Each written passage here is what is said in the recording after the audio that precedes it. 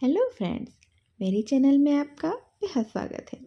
आज मैं आप सबको बताने जा रही हूँ एक बेहद ही रहस्यमयी बातें। इसे सुनने से पहले आप मेरे चैनल को लाइक और सब्सक्राइब कर दीजिए।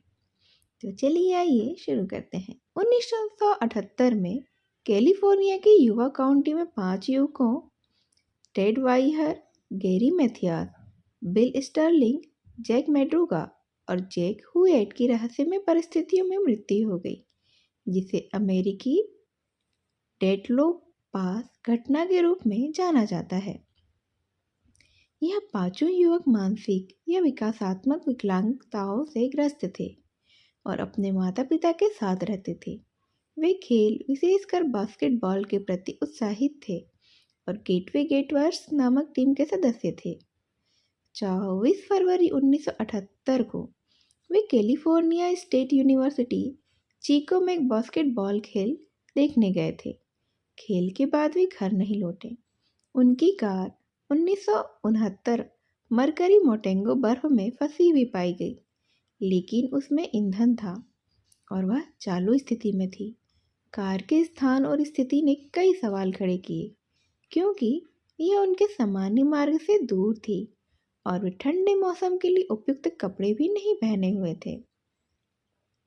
जून 1978 में उनके शव प्लूमास नेशनल फॉरेस्ट में मिले।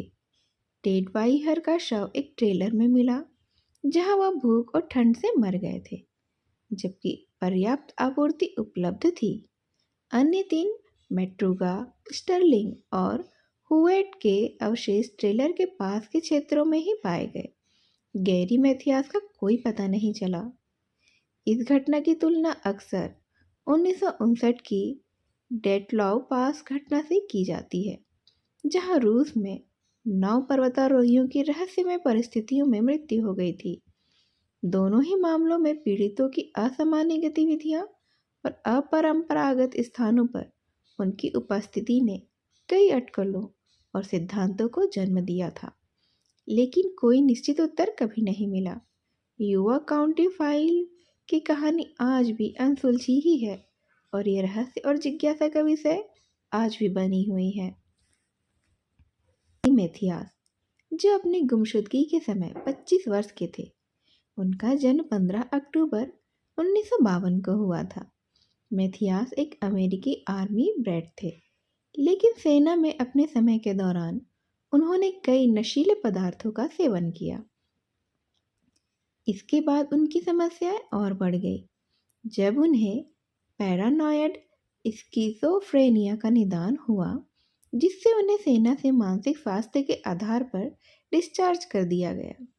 डिस्चार्ज होने के बाद मैथियास कुछ समय के लिए ओरेगन में अपनी दादी के साथ रहे, लेकिन किसी विशेष कारण से वह कैलिफोर्निया लौटकर अपनी माँ और सौतेले पिता के साथ रहने का फैसला करते हैं।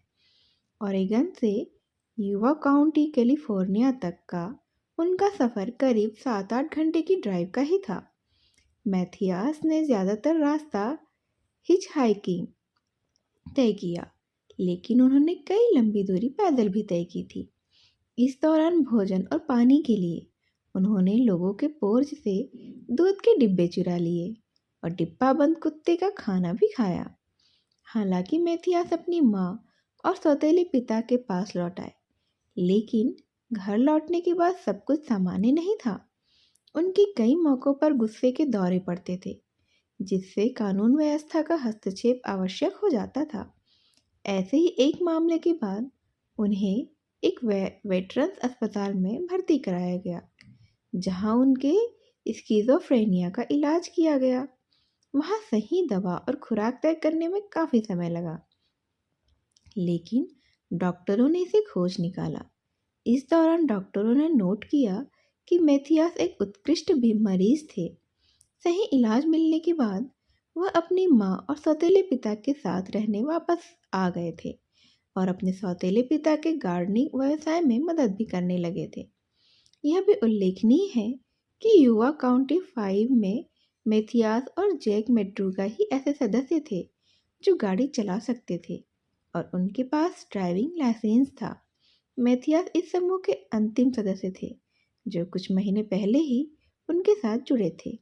हालांकि बाकी लड़कों के माता पिता का कहना था कि मैथियास को कभी कभी समूह में बाहरी व्यक्ति समझा जाता था। लेकिन यह भी सच है कि मैथियास बाकी लड़कों के बहुत ही करीब भी थे और वे उनके सबसे अच्छे दोस्त बन गए थे।